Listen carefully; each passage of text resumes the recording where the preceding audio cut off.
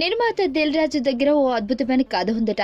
ఆ కథ రాసింది కేవలం రచయితనేనా లేక రచయిత కమ్ డైరెక్టరా అన్నది తెలీదు గాని ఇప్పుడు ఆ కథనే నాగార్జున నాగచైతన్యతో చేద్దామని ప్రతిపాదనలో ఉన్నాడట దిల్ రాజు.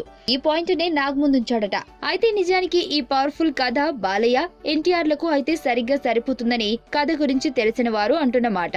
తండ్రి కొడుకుల కథ అని రెండు పాత్రలు చాలా పవర్ఫుల్ గా ఉంటాయని, అందువలనే బాలయ్య ఎన్టీఆర్ అయితే బాగుంటుందని కథ గురించి తెలిసిన వారు చెబుతున్నారు. కానీ ఈ కాంబినేషన్ సెట్ అవడం కష్టం కాబట్టి బాలయ్య మోక్షజ్ఞ చేసినా బాగుంటుందని టాక్. మరి అంత గొప్ప కథ ఏమిటో కొంతకాలం ఆగితే తెలుస్తుంది.